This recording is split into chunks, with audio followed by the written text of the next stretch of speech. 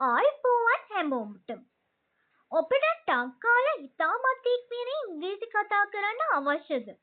අද අපි ඉගෙන ගන්නේ එදිනෙදා ජීවිතයේදී අපිට නිතරම භාවිතා කරන්න වෙන ඉතාමත් වැදගත් 4 essential English phrases. සහ ඒවායින් වාක්‍ය නිර්මාණය කරන්නේ කොහොමද කියලා. වීඩියෝ එකට යන්න කලින් අපේ channel එක subscribe කරන්න අමතක කරන්න එපා. අපි පළමු phrase එක. All of a sudden. එකපාරටම හිටි හැටි. එකපාරටම කරන්ට් එක ගියා. All of a sudden the power went down. එකපාරටම ඒ අඬන්න පටන් ගත්තා. All of a sudden she started crying. එකපාරටම මගේ ෆෝන් එක වැඩ කරන එක නැවතුණා. All of a sudden my phone stopped working. එකපාරටම බබා සිනාසෙන්න පටන් ගත්තා. All of a sudden, the baby started laughing. එකපාරටම අපිට ලොකු ශබ්දයක් ඇහුණා. All of a sudden, we heard loud noise.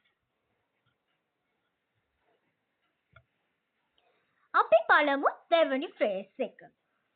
As you looked. ඔයා බලපු විදිහට මට දුක හිතුණා. As you looked, I was sad. ඔයා බලපු විදිහට මට ඇත්ත වැටහුණා. As you looked, I realized the truth. ඔයා බලපු විදිහට මම බය වුණා. As you looked, I was afraid. ඔයා බලපු විදිහට මට තරහ ගියා. As you looked, I got angry. ඔයා බලපු විදිහට මම වෙවුලන්න පටන් ගත්තා. As you looked, I began to stumble.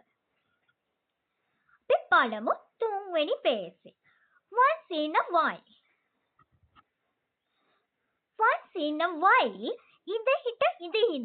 ඉඳලා ඉඳ හිට අපි රෑ කෑමකට එළියට යනවා. We go out for dinner once in a while. ඔයා ඉඳ හිට විවේකයක් ගත යුතුයි. You should take a break once in a while. ඉඳ හිටගේ දෙමව්පියන් බලන්න යනවා. Once in a while she visit her grandparents. ඉඳ හිට මට කතා කරනවා. He calls me once in a while. දෙහිට මම පරණ ගීත අහනවා. Once in a while, I listen to old songs. අපි බලමු last phrases එක.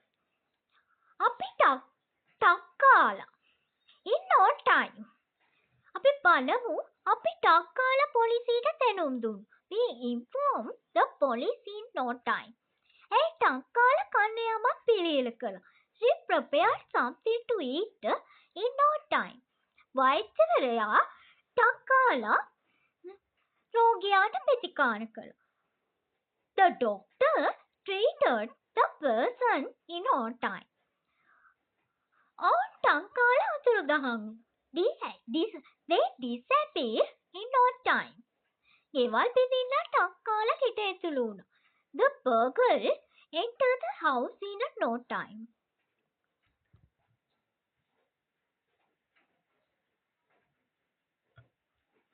මතක තබා ගන්න. වැරදි සිදුවද සෑම දිනකම ඉංග්‍රීසි කතා කරන්න.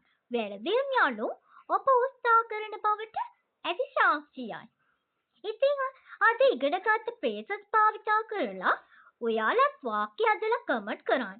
වීඩියෝ එකට ලයික් එකක් දාලා යාළුවන්ට බලන්න ෂෙයා කරන්න. ඊළඟ පාඩමෙන් නැවත හමු. Thank you.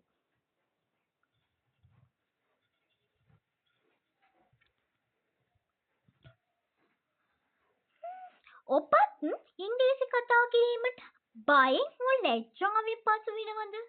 ඔබේ වයස හෝ රැකියාව කුමක් වුවත් මුල සිටම නිවැරදිව උච්චාරණයෙන් යුතුව ඉංග්‍රීසි කතා කරන්න පහසුවෙන්ම පුරුදු වෙන්න. අපගේ ස්පෝකන් ඉංග්‍රීසි පන්තියට එකතු වෙලා ප්‍රැක්ටිකල් සෙෂන් ස්පීකින් ඇක්ටිවිටිස් හරහා බිය නැතුව ඉංග්‍රීසි කතා කරන්න. පළමු දිනේ සම්පූර්ණයෙන් නොමිලේ. සහභාගී වෙනස වටහා ගන්න.